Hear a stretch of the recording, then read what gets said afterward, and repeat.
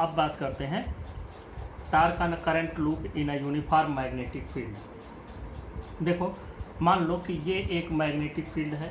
इस magnetic field में एक रेक्टेंगुलर शेप का हमने वायर का फ्रेम रख दिया है।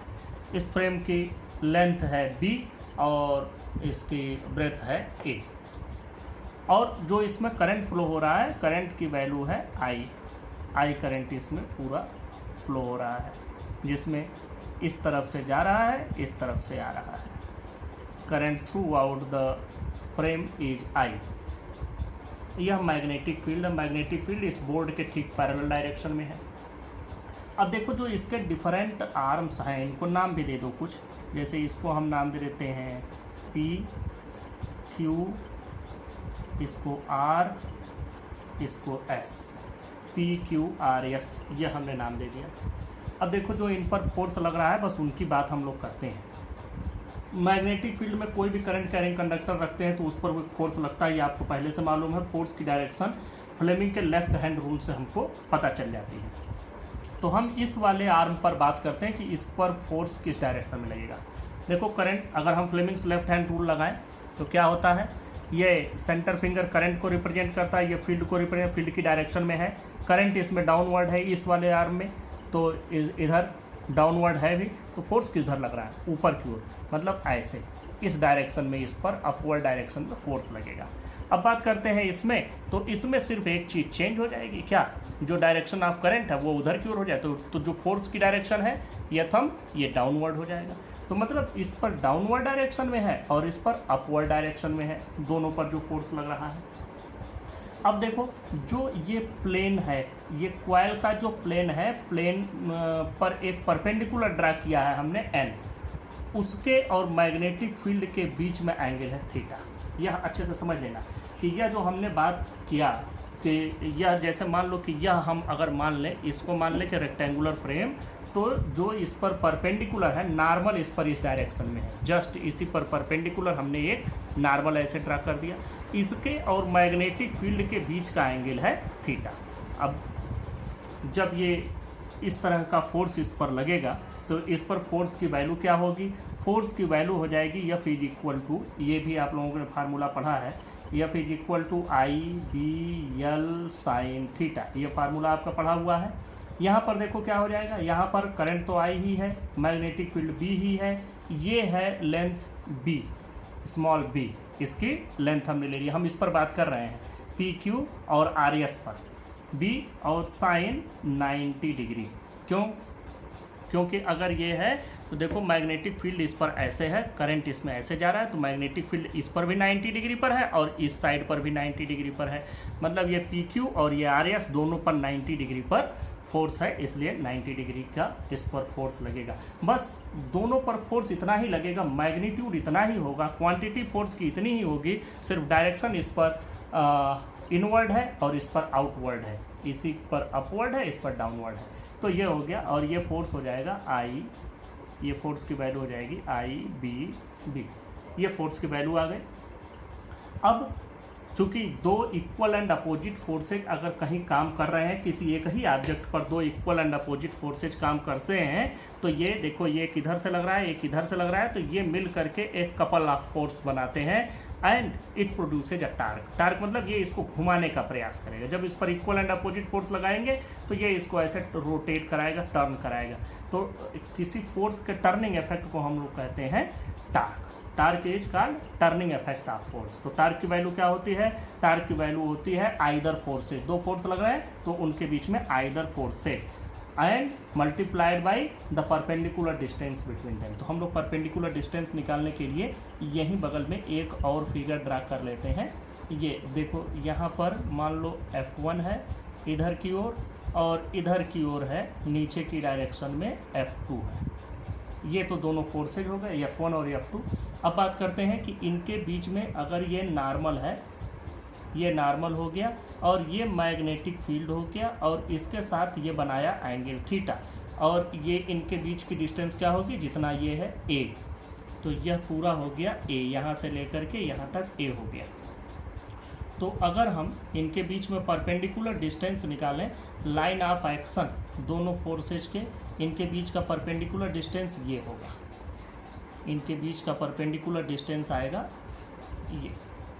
अब देखो हमको ये चाहिए, ये परपेंडिकुलर डिस्टेंस चाहिए, तो ये एंगल थीटा है, तो यहाँ से ये एंगल भी थीटा हो जाएगा फ्रॉम ज्योमेट्री।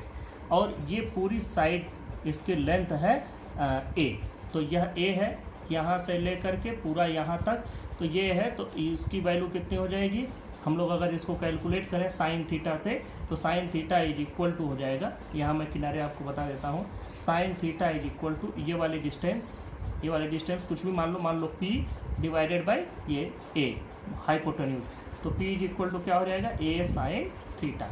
तो हम लोग इसको लिख देते हैं a साइन थीटा। ये बात हो गई।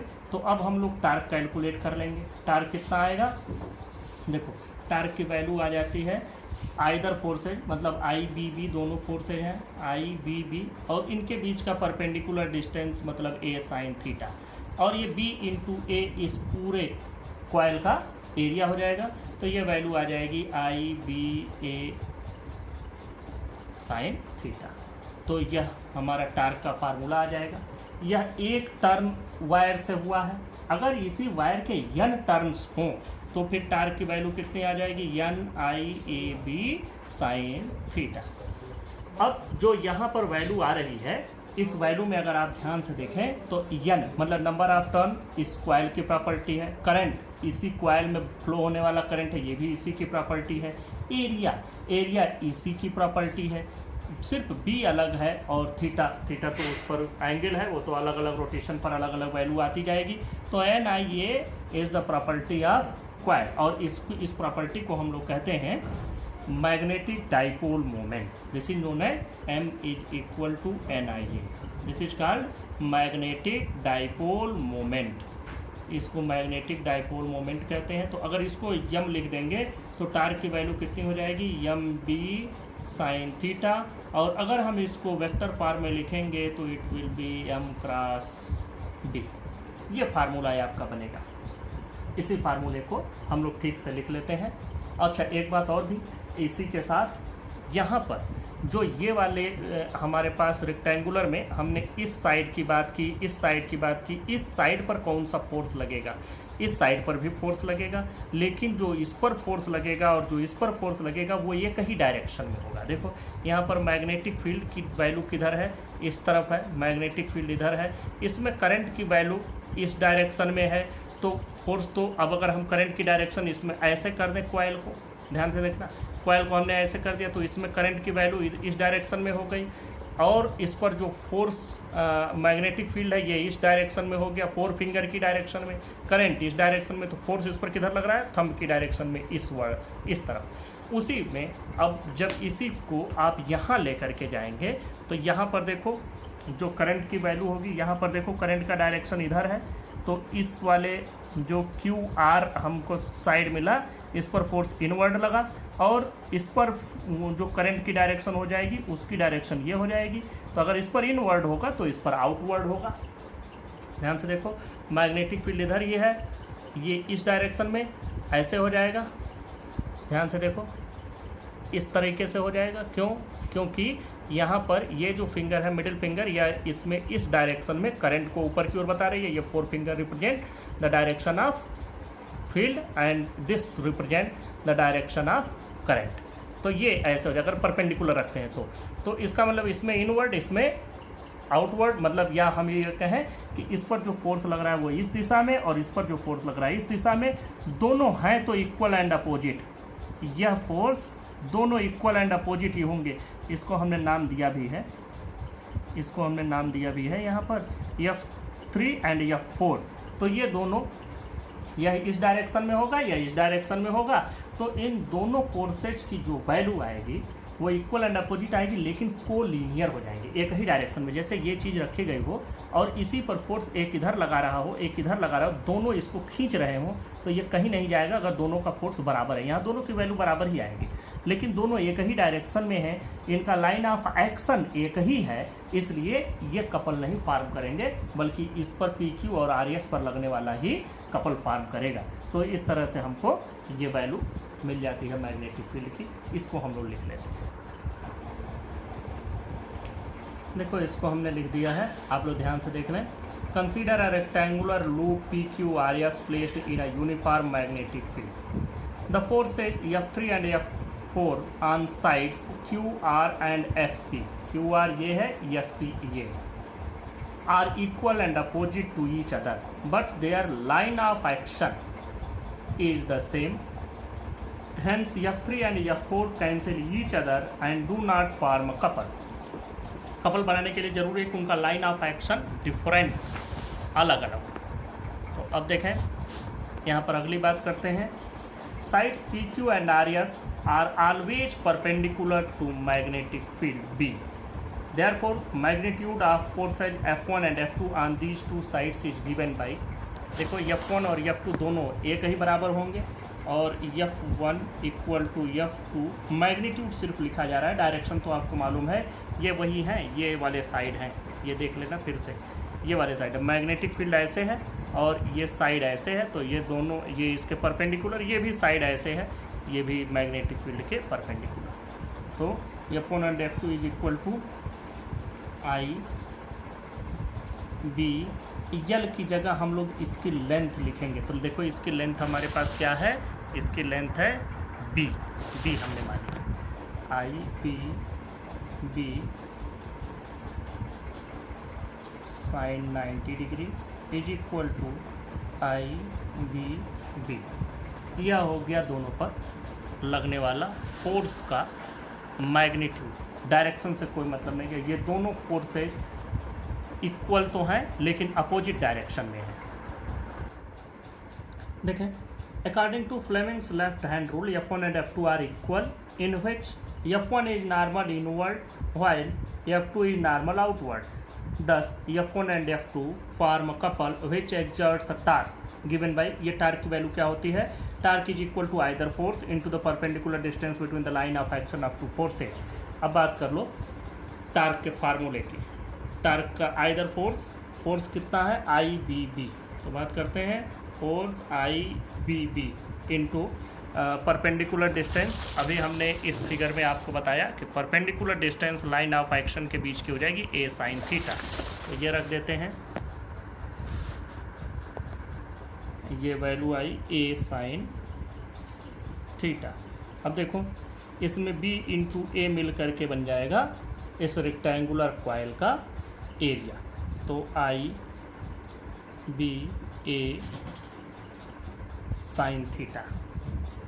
अब देखो ये तो हो गया मैग्नीट्यूड ऑफ टार्क। अब यह जो मैग्नीट्यूड आया है टार्क का, यह एक ही किसी वायर के फ्रेम से आया है। एक रेक्टेंगुलर लूप हमने लिया जिसमें एक चक्कर तार का लपेटा गया था, तो उससे हमको ये वैल्यू मिली है। तो अगर हम लोग एक कॉइल ले लें, यही रेक्टेंगुलर शेप का, यही सेम डायमेंशन का, यही लेंथ, यही वेथ, लेकिन उसमें बस ये मान लें कि उसमें n टर्न हो जाए, तब क्या होगा, if rectangular loop has n turns then torque is equal to n I A B sine theta.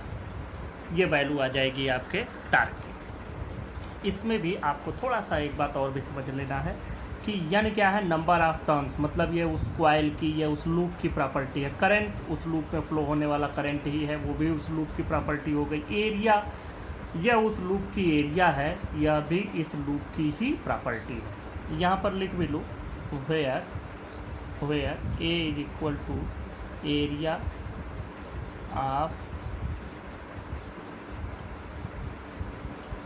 Rectangular loop. अब देखो यहाँ पर ये एरिया, करंट और नंबर ऑफ टर्न्स, ये सभी इसी की प्रॉपर्टी हैं और इसको हम लोग कहते हैं magnetic dipole moment.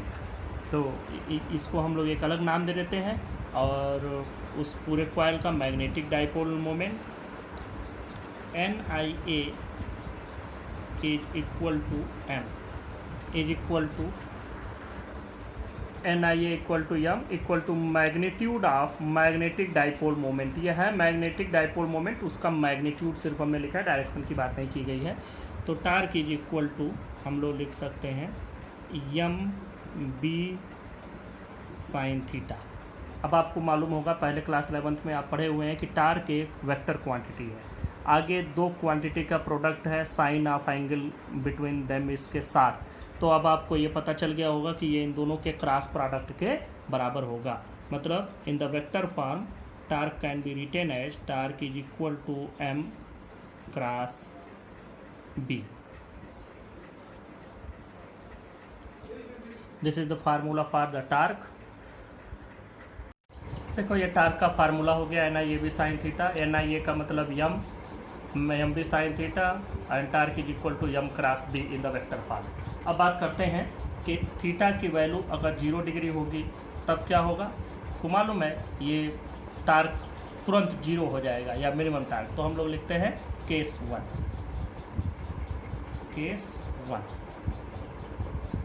When theta is equal to 0 degree then torque is equal to mb sin 0 degree is equal to 0।